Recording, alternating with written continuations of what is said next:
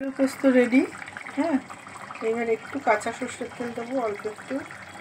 সেদ্ধ হয়ে গেছে পুরোটা? হ্যাঁ, সেদ্ধ হওয়ার পরে একটু কাঁচা সর্ষের তেল দিলে দিয়ে এবার বড়াগুলো দিয়ে দেবো।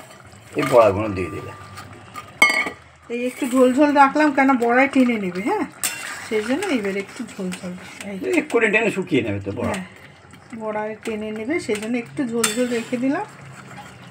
একটু এরকম বাড়িতে করে খেয়ে দেখবেন। তাহলে কি কি দিলে বলে? এর মধ্যে দিয়েছি হচ্ছে পোস্ত, কাঁচা লঙ্কা একটা বেটে দিয়েছি, আর কাঁচা লঙ্কা ছিঁড়ে দিয়েছি, আর সর্ষে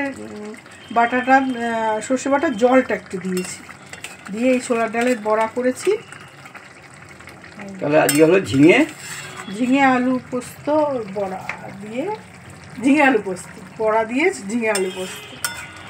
তাহলে এইভাবে বাড়িতে তৈরি করে সেই মা ঠাকুমার রান্নাটা আবার ফিরে এলো। হ্যাঁ, ওই মা ঠাকুমার থেকে তো শেখা। কি হচ্ছে গো? আজকে হচ্ছে ঝিঙে আলু পোস্ত হবে। হ্যাঁ, ঝিঙে আলু পোস্ত একটু অন্যরকম ভাবে করছি আমি। আচ্ছা, এই যে ছোলার ডালের বড়া করে নিলাম। এই ছোলার ডালের বড়া করে নিলাম। ঝিঙে আলু পোস্ততে ছোলার ডালের বড়া। হ্যাঁ, আচ্ছা, একদিন করে খেয়ে দেখবেন আপনি, মানে নতুন উপায়ে। হ্যাঁ, নতুন পদ্ধতিতে। যাই হোক, আমার পরিবারের লোকেরা এটাকে আবার একটু বাড়িতে প্র্যাকটিস করে নিয়ে আবার ওটাকে একটু রিমডেল করে দেবেন। এইবার দেবো হচ্ছে কালো জিরে ফোড়ন, এই যে পোস্ত বাটা, হ্যাঁ, আর একটু সর্ষে বাটা আছে, জলটা দেবো।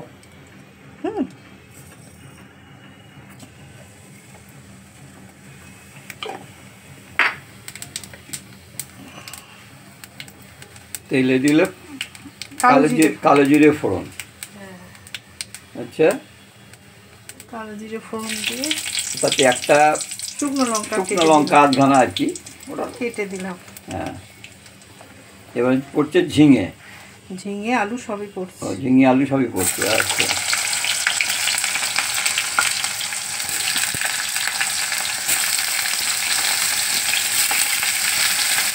এইটা দিয়ে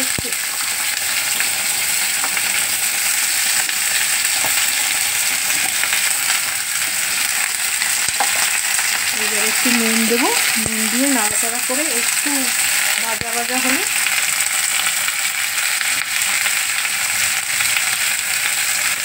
ঝিঙে আলু পোস্ততে বেশি একবার নুন লাগে না, কারণ ঝিঙেটাকে নরম হয়ে ঝিঙে নুন টানে না, ঝিঙের মধ্যে নুন দেয় না, আর নরম হয়ে গেলে এতটুকু হয়ে যাবে তো। আর এই সময় তো ঝিঙের টাইম না, বাজারে দেখবেন খুব একটা ঝিঙে নেই, অল্পই আছে। তার মানে ঝিঙে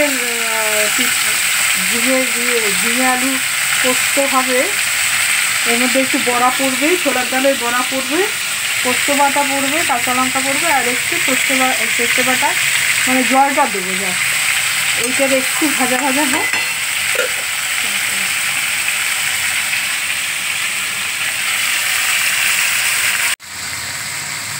আচ্ছা, এইবার একটু অলমোস্ট এবার জল প্রায় মরে এসছে। এবার কি দেখছি? পোস্ত বাটা আর কাঁচা লঙ্কা বাটা। পোস্ত বাটা, কাঁচা লঙ্কা বাটা আছে, সঙ্গে কাঁচা লঙ্কা গোটা আছে। এর মধ্যে একটু তুমি তিল বাটাও দেওয়া যায়, আজকে আর আমি দিইনি, একটু তিল বাটাও দেওয়া যায়। তিল বাটা দেওয়ার মানে হচ্ছে কি, পোস্ত কম তাই তিল বাটা দিয়ে ম্যানেজ দেওয়া না, তাহলে তিল বাটা কি আলাদা টেস্ট হয়? তিলের একটা টেস্ট নেই। পোস্তটা একটু কষাবো,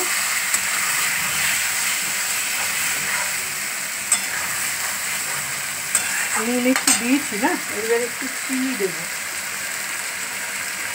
এক ফোঁটা চিনি না দিলেও নয়, না একটু চিনি লাগবে। হ্যাঁ, ওই চিনি দিতে লাগবে, অল্প একটি চিনি না দিলে টেস্টটা আসে না। টেস্টটা আসবে না। নুন মিষ্টি এটা নুনের ব্যালেন্স করার জন্য বাড়িতে করুন, এটা একটা নিরামিষ পদ। হ্যাঁ, নিরামিষ পদ, এটা একটা নিরামিষ পদ, এই গরমকালে খেতে খুবই ভালো লাগে।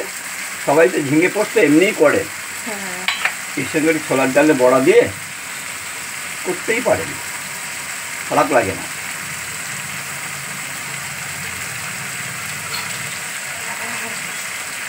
যাদের করে মাঝে মাঝে হয়, হঠাৎ একটু শেয়ার করার জন্য বললো, ঠিক আছে শেয়ার করো।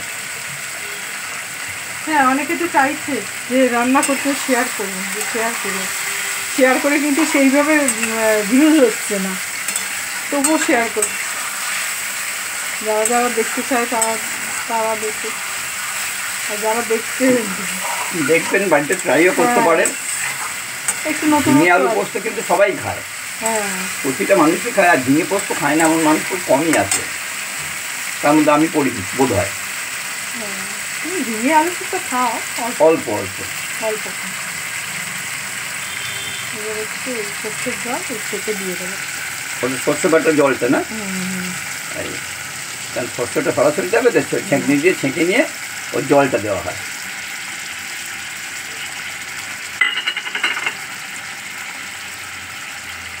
অল্প